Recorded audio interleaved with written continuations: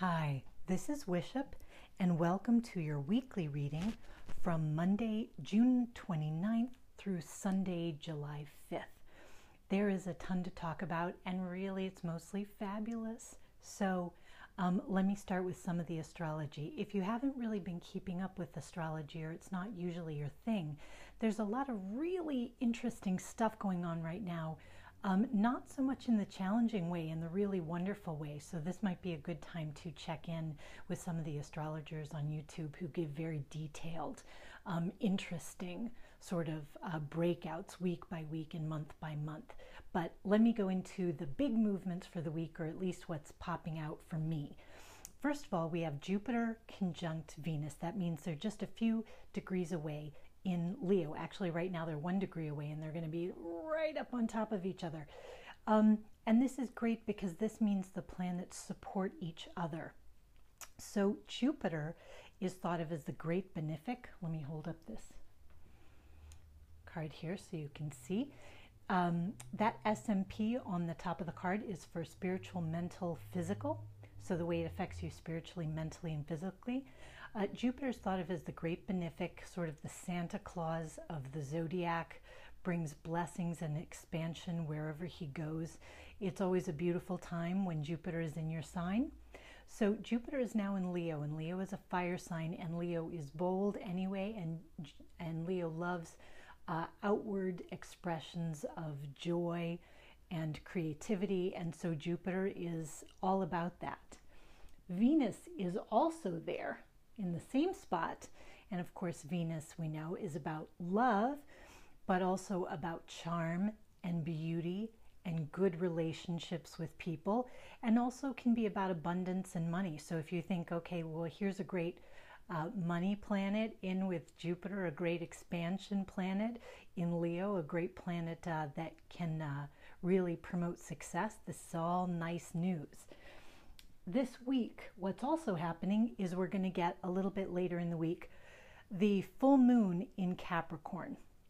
So the moon has a lot to do with sometimes what's hidden, or maybe what's destined, or our emotions.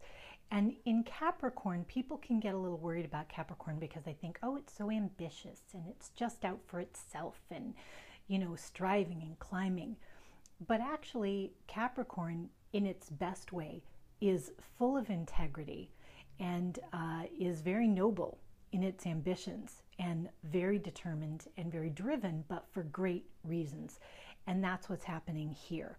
The moon in Capricorn can really strengthen you in any goals that require practical achievement in the real world. And the wonderful thing about that, well, actually, first let me say here, so here's Capricorn with your goals and reality and how to make that happen.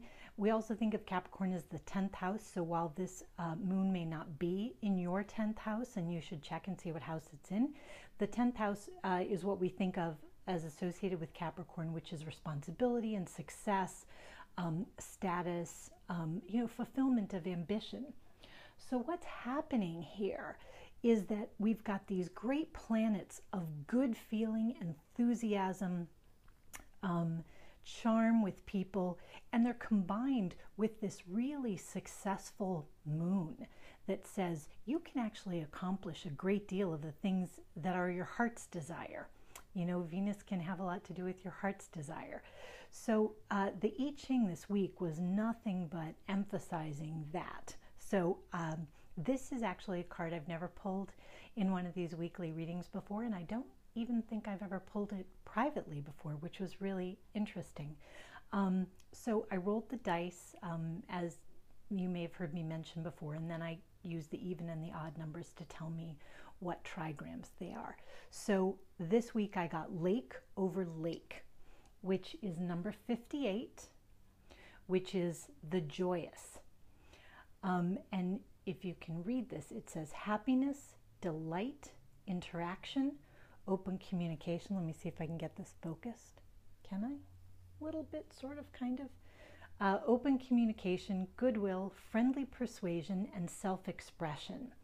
This is exactly that Venus and Jupiter conjunct in Leo energy. But a thing I want to point out here is how natural this is. Look at these pinks and blues. It's lake over lake. It's cup over cup energy. It's watery. It's instinctive. It's relationship based. And it's very natural. So what that means is this week, even if you have big goals and big things you're trying to achieve that you're hoping that this moon in Capricorn might provide a good opportunity for, it's the time to pursue them in sincerity, in naturalness. This is not a week for calculation, for scheming. You don't need to war game all the scenarios. This is a week where you can approach the people that you're dealing with goodwill and sincerity. Let me refocus. I hope that is okay. You can approach them in goodwill and sincerity and really just put out there in genuineness what you're trying to do, what you need, what you want, and you'll get a receptive hearing from them. And they're going to be in a similar frame of mind too, so you may get feedback from them about the things they want and need. It can be really productive to be working in groups this week, and also to see your goals met, but you don't need to kick your own ass. This is going to be a week where instead of following that rigid to-do list, what you want to do is be natural. Capricorn at its most natural is like that little baby goat running up a hill. That mountain looks rocky and high to you and me, and to that baby goat, it's like an amusement park ride. It's the most fun thing they can think of to do. And so right now is not the time to relentlessly pursue a to-do list or someone else's goals or anything that's been set up a long time ago that's very fixed. Now is the time to ask yourself, what is the next divine right action? And realize that when you know what it is, you will complete it in a lot of joy and with a lot of speed and with no more care than a little goat skipping up a hill.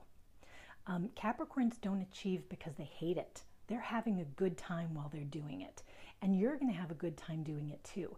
So as you consider the things you're spending your time on this week, just make sure you're really putting your joy and your energy and your time where your heart is. And trust that you are going to be led to getting everything done in the right way at the right time.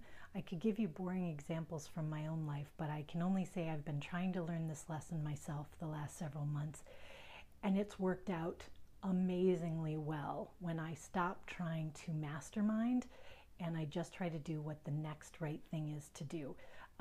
I feel more in control and more on top of things than I did before and less stressed about it. So give it a shot. This is a week when it's highly favored. And because Uranus is in Aries, which is another fire sign, right? It's playing beautifully off Jupiter and Venus, and Uranus can bring big surprises. You could have great, big, fat blessings. And they're not going to be blessings in disguise. They're going to be ones that you see, that you understand right away as being good things in your life.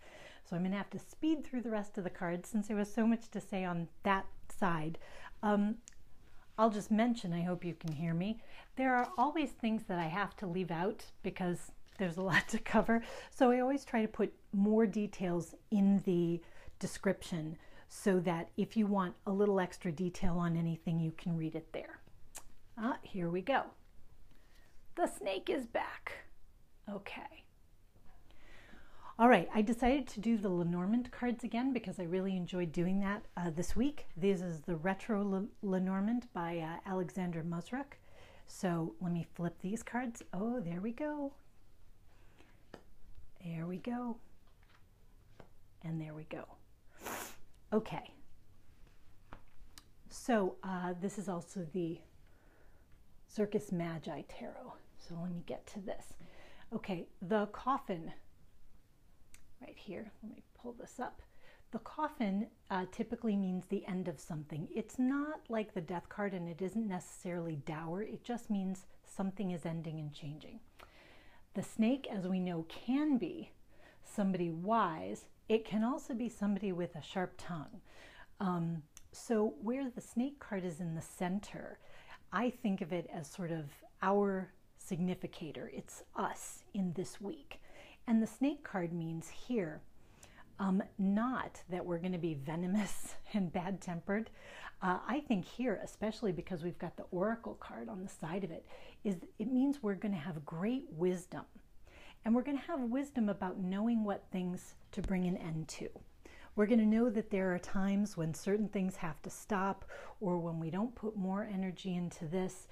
And we're going to have that great wisdom, which is sort of divinely guided. I think that's what the Lenormand cards on their own are saying. And when I look at these houses, here's this bucket rider, which would be the Knight of Cups. So here's the Knight of Cups upright, but in the house of the coffin. That means there is somebody coming to you with maybe new proposals, new wishes, new outreaches. Right now, you're in a culmination phase this week. So this is not a week to pick up something new. This is a week to enjoy the fulfillment of things you've been working on. If someone new comes along and says, oh yeah, but what about this? You may not want to go with that. And in fact, the Knight can bring change. So you could be having changes in your feelings about what needs to end, and that could be what's going on. But also it could be a person who comes in to sort of, I don't know, to take credit or not to be genuine. So you're looking for things that feel right to your heart, to people that feel right to your heart. So anybody who's not genuine, you can just cut them out. And anything that has reached an ending stage in your life, you're going to feel okay about getting rid of. The Four of Buckets, which would be the Four of Cups, which in this case is blinders, right? So we can see here, he's depressed, he's upset. Obviously, we're in the reverse position. That is over. The blinders are off. You know what you're doing and you know what you want, and you can see it happening. This is the Duchess of Rings, which is the Queen of Pentacles. So the Queen of Pentacles is currently in reverse. But if you look here, this particular Queen of Pentacles, she's on a unicycle. So she's got a lot of abundance around her, but she's working hard at it, right? She's working hard to maintain her balance, to have all this fertility. You're not going to have to work that hard this week, so don't. Avoid the things that look like horrible struggle and go to the things that bring you joy, and then be amazed at how great it works out. So I did pull one oracle card for the week. This is from Art Through the Eyes of the Soul Oracle by Cheryl Yambrak Rose, and I'm flipping it for myself for the first time too. Look at this, Sacred Journey Pilgrimage.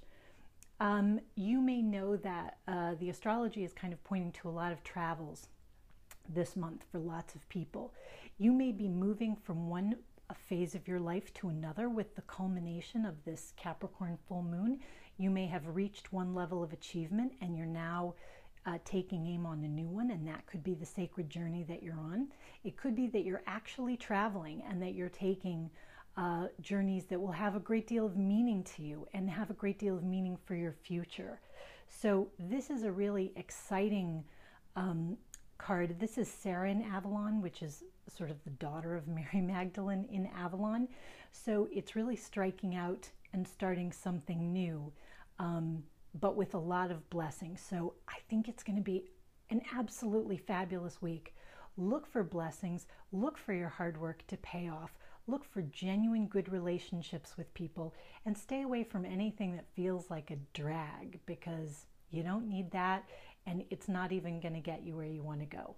Have a great week and rock on with your bad selves. Bye.